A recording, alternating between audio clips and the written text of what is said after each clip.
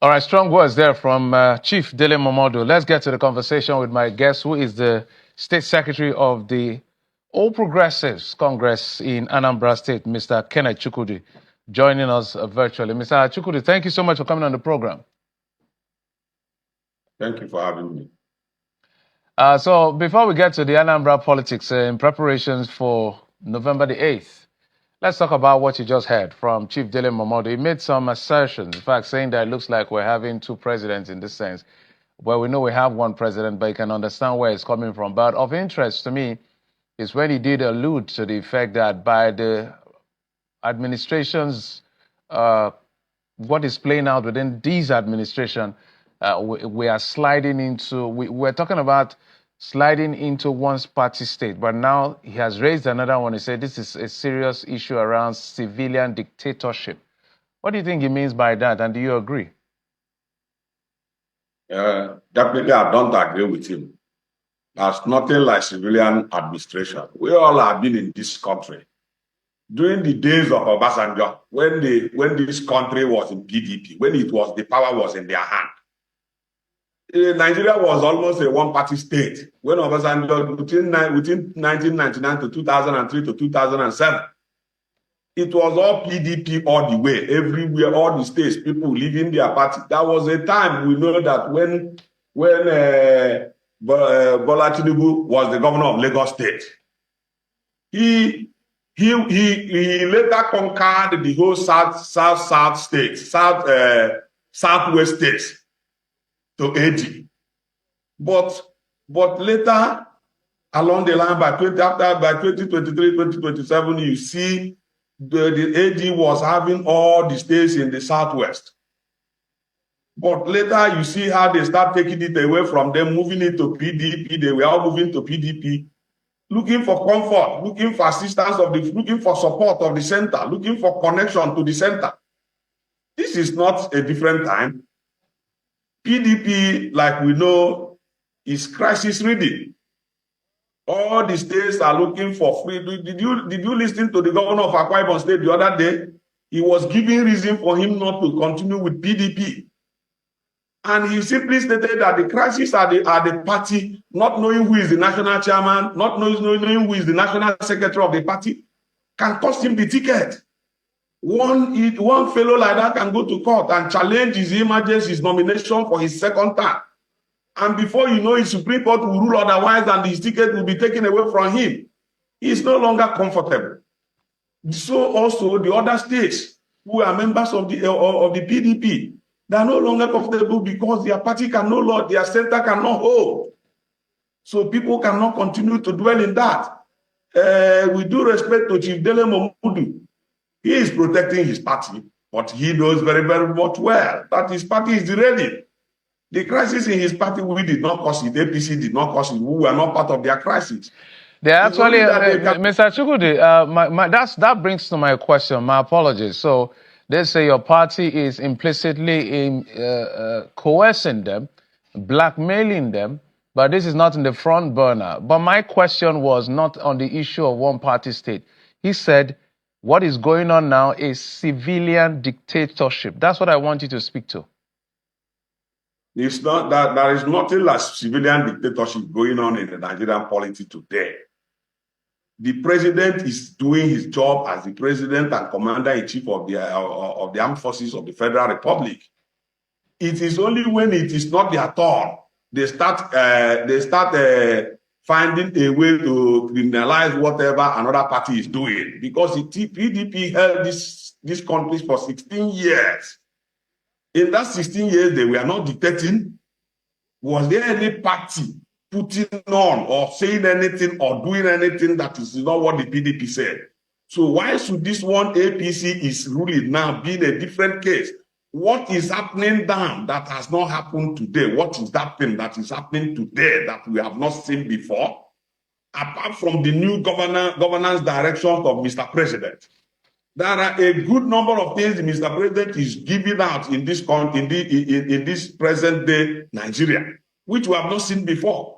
And that is what they are criticizing from behind. You don't think that the APC government is hostile to dissenting voices, because that's what it it feels like a couple of people, look at what is being played out with Professor Patutomi, the DSS is in court with him. Look at what happened with the NSAS issue. I'm talking about APC generally now. Look at the issue about end bad governance issue. I could go on and on, a couple of things. People want to protest. The next thing is rallying to make sure, oh, there are places in Lagos, including the Lekki toll gate, where you cannot even go and protest. In fact, that's a red flag zone. If you go there, you're looking for trouble. So these are some of the feelers people get and begin to make allusion that Nigerians are no longer bold. It looks like people are timid because of crackdown implicitly. Do you see it, or you choose not to see it, or it's just speculation? No, it's a speculation. There is nothing happening in this country that has not been happening. People can protest. The only thing is that it was even the PDP government that made the law that before you protest, you can't get police permit. It was the PDP government. It's not this government that made the law that before you make protests in this country, you can't get police permit. When we were students, when I was a senior clerk of NANS in 2001, before we make protests, we used to go and write application, go and let DSS know, go and let police chiefs know that we are protesting along this area. They will come and bring police and be following us following us to make sure that we don't deviate from the purpose of the protest. So it is not new.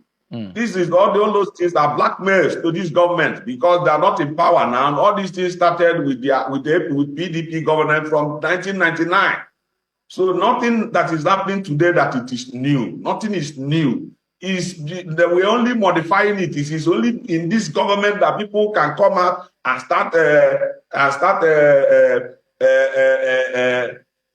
causing the president, saying a lot of malicious things against the president, and he allows it. That is not exactly true. So, Mr. Chukwudi, for context, first and foremost, it appears you're saying everybody has done it, so why is ours different? Second, this is not the most cursed president. Every president has received one curse or the other, so that is not even a conversation we should have. But let's get to the meat of the matter. Earlier today, we did interview Sly Ezekonwa, who is a national chairman of the All Progressives Grand Alliance. And in his words, from his mouth to our listening ears, he said, we're just giving stature to people that don't have stature. The APC is non-existent in that sense in Anambra State. Well, Sly has been coming on national TV saying a number of things against APC. But I want to tell you, Sly knows APC is in Anambra State. Sly knows that also that November 8th is a date in waiting. Sly knows that the APC is coming to take over this government because this present government of Abga in Anambra State is putting crisis in so many places. And a lot of people don't want them. They are quarreling with the church. The government is quarreling with market women. It's quarreling with businessmen in Onitsha. You know, Anambra is a business community. We are predominantly traders. And they are having quarrels, collecting tax with a lot of even non-state actors, collecting taxes here and there. And you know that the Anambra people are tired. The church is tired. Students are tired. The business community are tired. The labor movement are also tired. And November 8th is a date. So this is not the time Sly goes to national television and start talking about there's no APC in Anambra, there's no APC in Anambra. Mr. President has visited Anambra and he saw that there's APC in Anambra. So it's no longer a news to him. Mr. President came to Anambra. Mr. Chukwudi, Mr. President came to Anambra and he was dancing with the governor and celebrating with the governor. And of course, you know that Abga has some sort of a rule where they align with the center. And that's why anybody who's at the center is a friend of Abga in that sense. So apparently from the body language you saw, Mr. President is very comfortable with Professor Chukwuma Soludo. And I know you have a candidate that is vying for the same office. Are you worried about that? Well, I can tell you about that. Mr. President is the president of the country, president of everybody. And the governor, the erudite Professor Charles Soludo, is the governor of my state. He is my governor.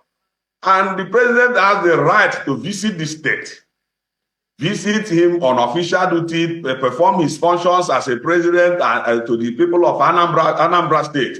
That's his right. So there is nothing wrong that the president visits, even if it is another party that is ruling Anambra State. The president has the right to visit him, come and commission projects for him and other things. It is his responsibility as the president of the country. He's not the president of APC. Our president is not the president of APC, but president of everybody. So if he's invited to do something here, he will come. But what I'm trying to tell you is that the president knows his own side here. The president knows that President Nicholas Okachukwu has been elected the candidate of his party. The president, even in that place, he told them that president is of APC. And he knows very well that we are going to the field. We are going to challenge the erudite professor and return the erudite professor to the classroom. That's where he belongs. So I'm telling you, are you returning? So one of the things, Mr. Chukwudi, going to the field. We are going to challenge the erudite professor and return the erudite professor to the classroom. That's where he belongs. So I'm telling are you returning? So one of the things, Mr. Chukwudi, my apologies. One of the things I discussed, and I did tell him, check the boxes that makes you so confident to say it's a home run for Professor Chukwuma Soludo. What is it that Chukwuma Soludo, the governor, is doing that you think that your candidates can do better? Yes, I want to tell you, in the area of security, my candidate will do better. I am here and I'm from Orumba North, I'm from Ajale precisely. But I cannot go there. I cannot go home to sleep overnight with my two non-state actors have taken over communities in Orumba North, Orumba South. But Mr. Sly, my apologies. So I'm just giving you, so that I'm picking his words and giving it back to you. When I asked him about his scorecard, he started with security. He said before the governor came, a couple of local governments were inaccessible because of some people he doesn't know how to describe them, whether it's non-state actors, terrorists, and whatever. But now that is history. So where exactly are you talking about? Because these were the words of Sly Ezekonwa this morning. Thank you very much. I cannot be telling you that. Even the mayor, the local government chairman of Orumba South of Abga, his father is in captivity today. In the last 2 weeks, his father has not been seen. Non-state actors, they have taken his father. They have taken other people around my community. If you mention names, I can tell you that in my own very community, about 4 people are in captivity as I'm talking to you now. In Orumba South, about more than 6 people. Even day before yesterday, they came there, they killed some security man and walk away with some people. So some communities go to here, the local government is the same thing. They cannot go home, go to Newi local government, all those areas. We cannot go home. There are other communities in Obaru local government that the Anambra people are not sleeping with 2 eyes closed. And I believe that my candidate has his security arrangement to take care of that. I am telling you that the local government election that were conducted in Anambra State last year, people are not happy with them because they are not delivering. Because they don't even believe the funds are not with them. Because the government is talking of local government autonomy. But that local government autonomy is neither here nor there, because every month all the allocations of the local government are being returned to governor through the UBA account, they call consolidated account. More than 80% of local government fund, every local government will receive the allocation direct and come and sign a check of over 80% and return it back to government coffers through an account, a consolidated account in United Bank for Africa. Okay. Mr. Chukwudi, we're going to come to the issue of management of resources. It's one of the questions I threw to Ms. Sly this morning. You're going to respond to, but I'm looking at the data that we have from the immediate past election. APC did not perform well at all, as a matter of fact. So Professor Chukwuma Soludo had won by he won about 112,000 votes. Valentine Ozigbo scored 53,000 votes.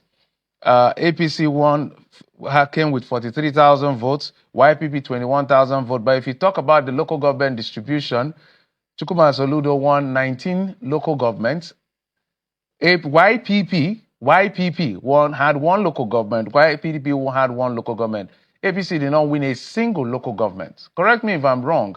And then you want to give them a run for their money one term after? How do you want to do that?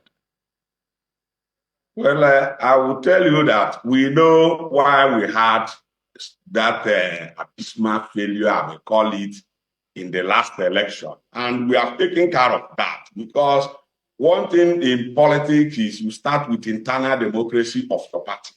And we took care of such situations, such things that messed us up in the last election. We took care of it in this last concluded party primaries, where we elected President Nicholas Okachukwu. Because all this idea of direct primaries and indirect primaries, where we all have problem with over 17 candidates that is contesting for governor, and there will be a power play that will bring out one particular candidate. But this time around, we took care of it. We did indirect. We elected delegates, brought them to a place, and everybody casted their vote, and their vote were counted. And I can tell you today that we are in that election together as a party. The last election, we never went there as a party because out of the 13, 14 candidate aspirants that went into the election, about 13 went to court challenging the person that the party produced. But this time around, after the court, about 7 people went into these primaries, and I can tell you that we are all together now, moving as a party to deliver Anambra. So we know where we had problem in the last election, and we have taken care of, we have corrected ourselves and given ourselves direction. President Nicholas Okachukwu is now the candidate of all. All the aspirants that contested with him are now working with him. Has Nicholas, Mr. Chukwudi, just a moment, has Nicholas ever won an election before? Yes, Nicholas has won an election before. He has won Abuja Municipal Council before. He has been a member of the House of Representatives before. Okay. He has won an election. Okay, I just wanted to put down the record. So as we begin to wind down, one question that is critical for me, which is more critical for Anambra, in my view, is what he has on offer to turn around the fortune of the state. So as of last year, Anambra is highly dependent on FAC. FAC is everybody's money apparently, but over 70% of the monies that they use to run Anambra State comes from FAC. Your IGR is in the region of 40 to 50 billion, depending on which numbers you're looking at. So we're averaging 3 to 5 billion naira every month, which is not good, given the potential of the industrial nature of Anambra State. When you look at Onitsha and look at Nnewi and some of these high points that things could be ramped up to make sure that industrialization is driven higher, and so that IGR can be higher and less dependency on federal allocation.